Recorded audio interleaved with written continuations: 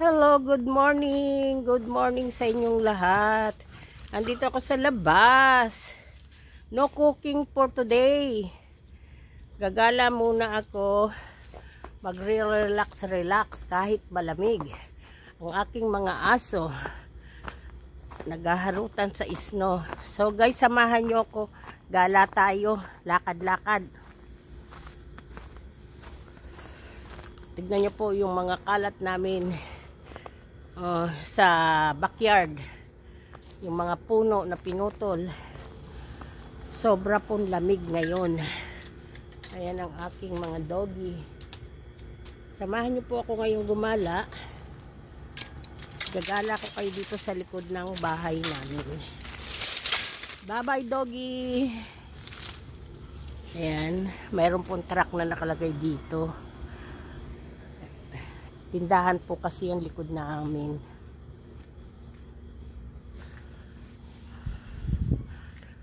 Yan guys. Ipapakita ko lang sa inyo ang backyard namin. Ang sa likod, ayan. Yan, dyan sa may mga halaman na yan, yan ang gate namin.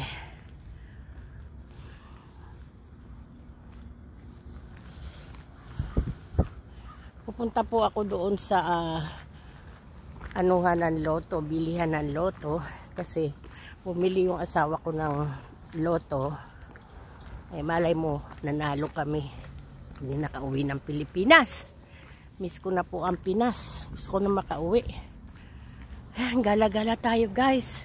Sana dumami na ang followers ko at ang subscriber ko para pag live na ako. Guys, help naman. Kung naiirita kayo sa mukha ko, i-open nyo lang yung ano nyo. Huwag nyo nang panoorin. Kahit mga ilang minutes lang.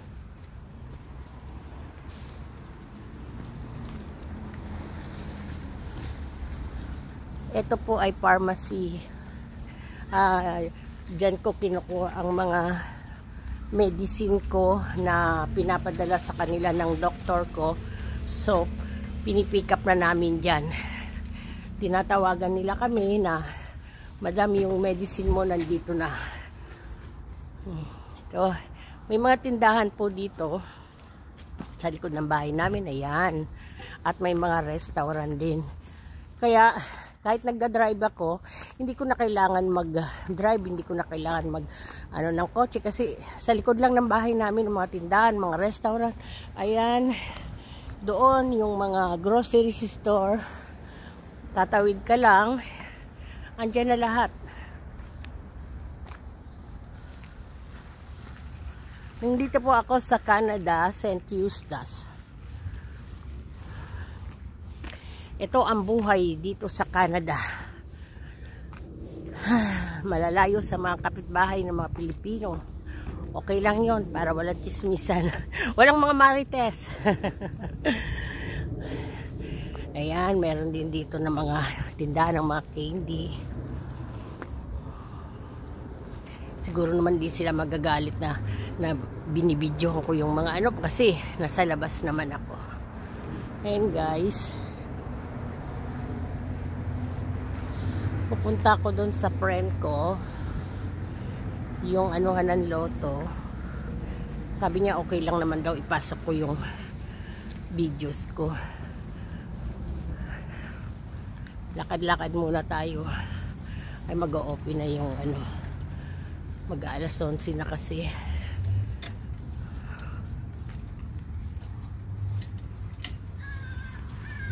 Samahan nyo ako guys. Lakad-lakad tayo. Today po hindi ako magbibideo ng pagluluto kasi medyo napapagod po muna ako. Kailangan kong magpahinga. Napapagalitan ako ng asawa ko. Kasi nga hanggang ngayon may sakit pa rin ako.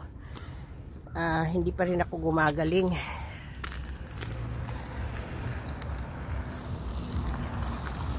Mga car dito. Namimiss ko na po yung ingay ng ng jeep. Dito puro kotse.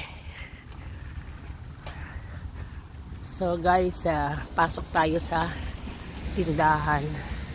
Sana hindi nalaglag ang aking pera. Okay? Sama na tingin sa akin ng matanda.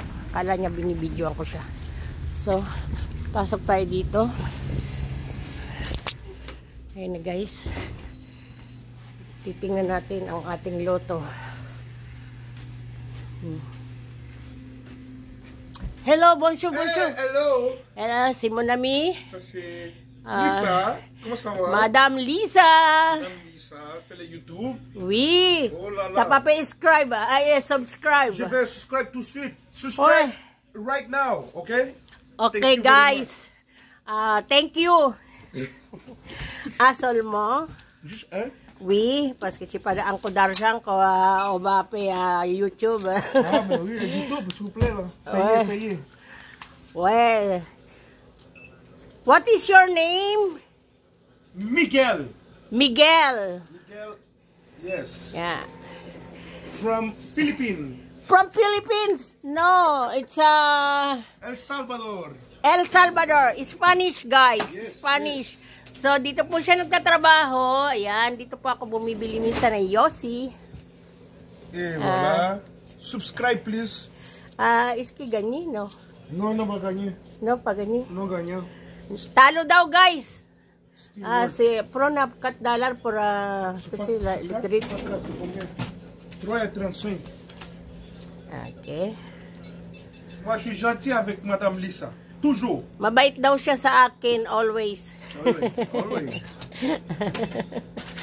Always.